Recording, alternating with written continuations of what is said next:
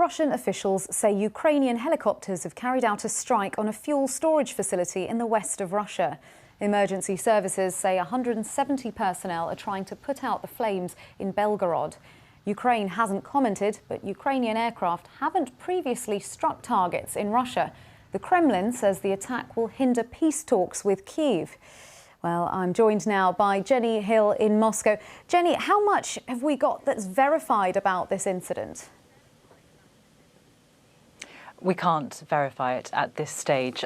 We have this morning the governor of the region of Belgorod saying that, as far as he's concerned, 2 Ukrainian military helicopters crossed the border overnight and carried out airstrikes on that fuel depot.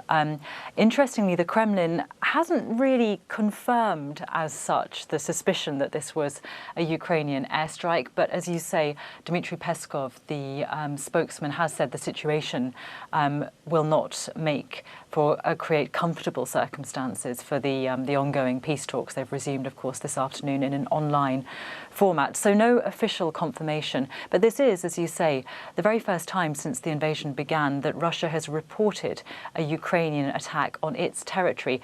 And what I think is interesting is that the Russian response thus far has actually been really rather muted, surprisingly so, given that this country, the Kremlin, usually seizes on any opportunity to portray Ukraine as an aggressor. So we've heard from the governor of the neighbouring region, which also borders Ukraine. He said earlier that he would put his security forces on a heightened state of alert. But beyond that, all we've really had from the Kremlin is this warning that, this could jeopardise peace talks. But actually, even the language there is still rather passive. Having said that, of course, it's not going to do any good in terms of trying to dampen down tensions between the two countries as those negotiations continue this afternoon. Yes, and Jenny, the words there saying that it doesn't make for a comfortable backdrop for negotiations. Is there any indication of what this might mean? As you say, it's still rather muted language. Yeah, I think, it doesn't help, put it that way. But it's interesting that the Russians haven't really gone hell for leather. Some of the language that we have seen here in recent weeks, even recent days since the negotiations broke up earlier this week, has been so belligerent.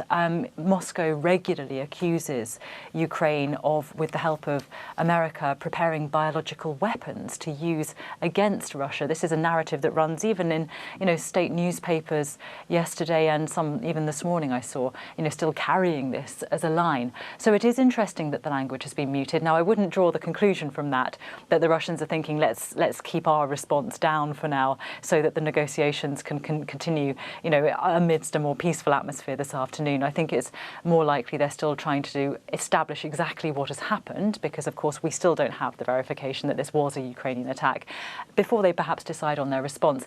There is also a school of thought that, having boasted that the Russians have achieved air superiority over Ukraine, if it's proven that this was a successful attack on Russian territory by Ukrainian military helicopters, that might prove to be rather a humiliating development for the Russians. That might be, another argument behind the rather muted response thus far. Speculation on my part. We'll have to wait and see if the Kremlin makes any further comments.